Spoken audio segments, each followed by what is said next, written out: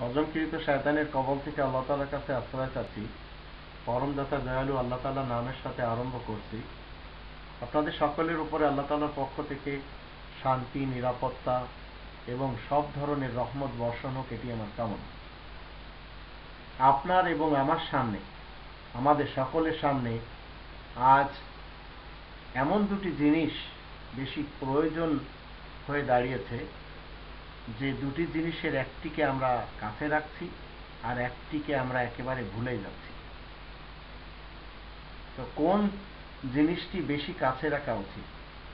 একটি হলো আমাদের সামনে আল্লাহ তাআলার গ্রন্থ, আর একটি হলো মানুষের পক্ষ থেকে বানানো, মানুষের বেশি কল্যাণ যেন হয় সেজন্য মূলত বানানো মোবাইল। এখন আপনি যদি মুসলিম হন তাহলে আপনাকে জানতে হবে মোবাইলের চেয়েও বেশি দরকারি গ্রন্থ হলো এই আল কোরআন। মোবাইল যেমন সবসময় আপনি আমি সাথে রাখি, ঠিক এইভাবে আল কোরআনকে সবসময় সাথে রাখতে হবে। মোবাইল কি করে? সত্য, মিথ্যা সব ধরনের খবর দেয়। আর এই আল কোরআন এমন একটি গ্রন্থ, যে গ্রন্থটি আপনাকে এবং আমাকে দুনিয়ার সব সঠিক খবর দেয় আর পরকালের ব্যাপারে সত্য খবর দেয়। এর ভিতরে কোনো ধরনের সন্দেহ নেই। কিন্তু মোবাইল আজ এই 2016 সালে আমরা দেখতে পাচ্ছি এমন কোনো দিন নেই যে দিনে এই মোবাইলের কারণে স্বামী স্ত্রীর মাঝে ঝগড়া, সন্তানদের সাথে পিতামাতার ঝগড়া, পার্টনারের মাঝে ঝগড়া, এমনকি খুনাখুনি পর্যন্ত হয়ে যাচ্ছে এই মোবাইলের মাধ্যমে। তো সত্য মিথ্যার মানদণ্ড হিসেবে আল্লাহ নাজিল করেছেন আল ফুরকান।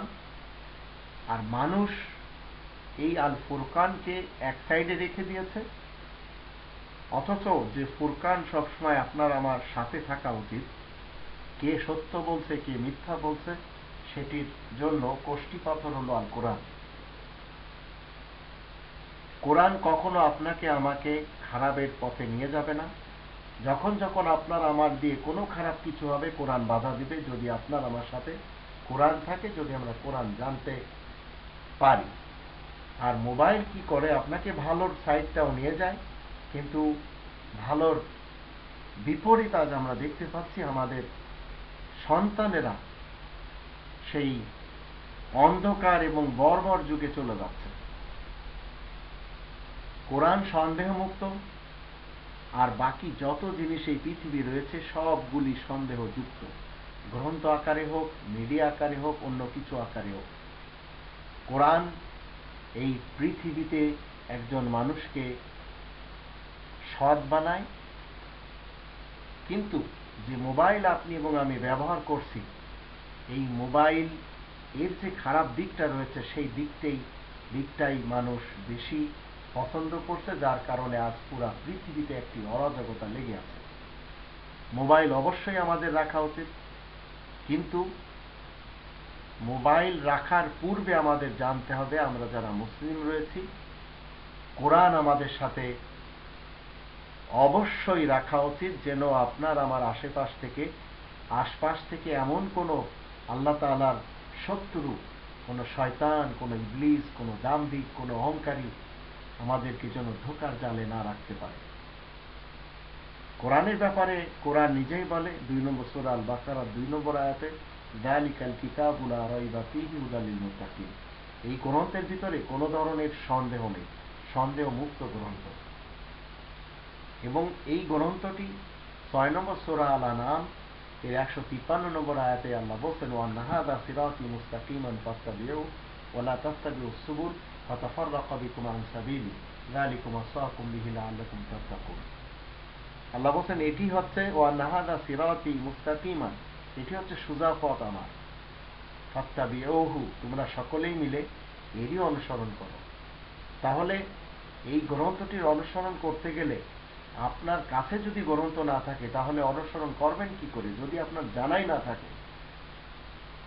মোবাইলের যে দুটি সাইড আমরা দেখতে পাচ্ছি, একটি ভালো সাইড, একটি খারাপ সাইড, কিন্তু ভালো সাইডটি পরিত্যাগ করে মানুষ বিশেষ করে যারা জওয়ান রয়েছে তারা খারাপ সাইডে সবচেয়ে বেশি যাচ্ছে।